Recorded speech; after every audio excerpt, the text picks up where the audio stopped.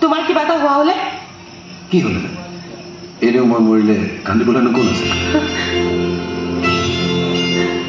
তোমাৰ কিবা এটা হোৱা হ'লে মোৰ কি হ'লহেঁতেন তুমি এবাৰ ভাবি চাইছা মানে মই তোমাক ভাল পাওঁ ৰুদ্ৰ